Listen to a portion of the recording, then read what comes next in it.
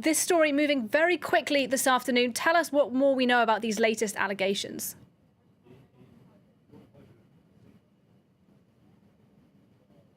Yeah, this has really been a cascade of allegations today. The day started off with an announcement from the UK intelligence services alleging a lot of things we already knew about that were already in the public domain, particularly the hacking of the DNC. Essentially, they were saying, we too have that information. Now, that was already surprising because usually intelligence services don't like to reveal what they have. And that's why you might ask, well, why is this all coming out now when a lot of this hacking is alleged to have taken place a while ago?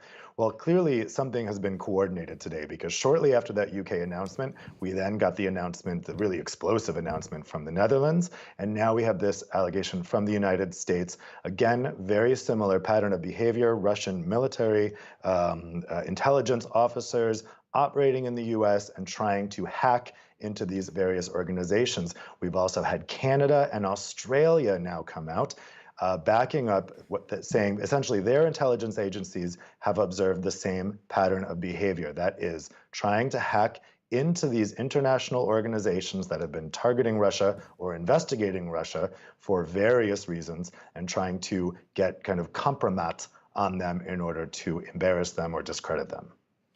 And Dave, one of these incidents that we apparently know most about is that attack on the UN chemical weapons watchdog, the OPCW.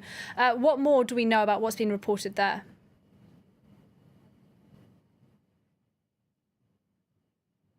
Yeah, this is really the newest and most explosive allegation that's come out today, and that's why it got the most attention in this big press conference in The Hague, in the Netherlands.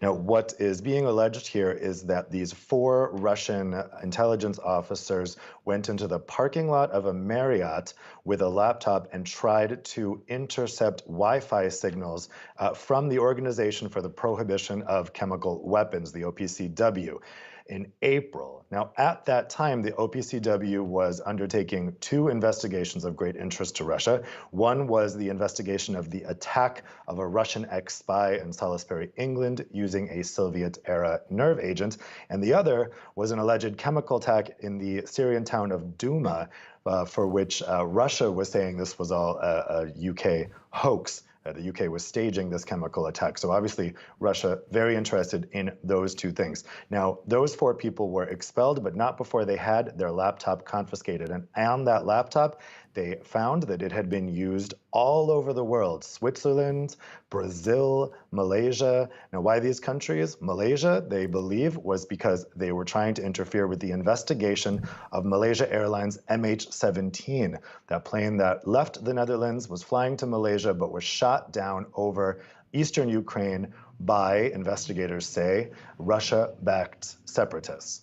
And so they believe the laptop was being used there to interfere with that investigation. Why Switzerland? Well, it was used in Lausanne, which just happens to be the home of the World Anti-Doping Agency, which was investigating whether Russian Olympic athletes had been doping. Brazil, we're not quite clear on what they might have been doing in Brazil. But again, we're seeing this pattern, this global activity by the GRU. We saw very strong statements from all these various intelligence agencies. And in this way, Russia can't hit back by saying, so far, particularly with the UK over the Salisbury attack, the MO for Russia has been when the UK comes out with these allegations, Russia says, oh, this is just the UK being hysterical, this is nonsense. But when all of these countries come out all at once saying we all agree on what's going on here globally, it's harder for Russia to come back with that defense. This has been talked about today as an attack on Western democracies. What kind of response might those countries do to Russia?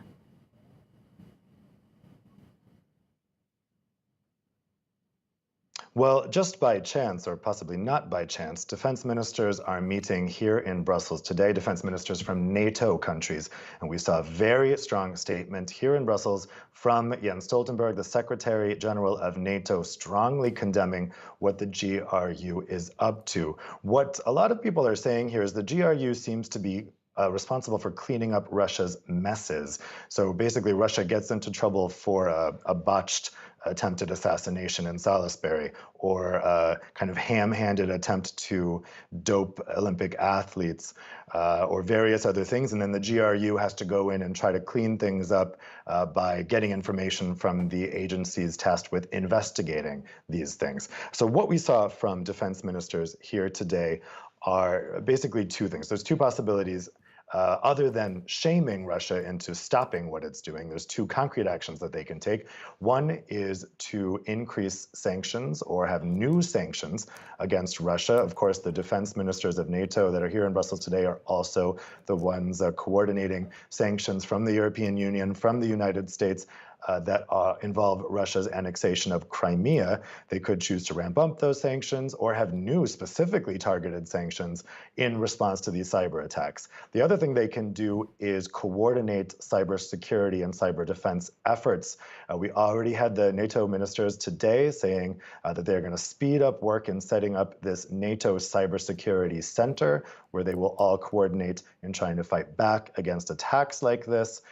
So those are the two concrete things they can do in response. But of course, also the coordinated effort today is clearly meant to shame Russia and say, look, we know what you're up to, knock it off.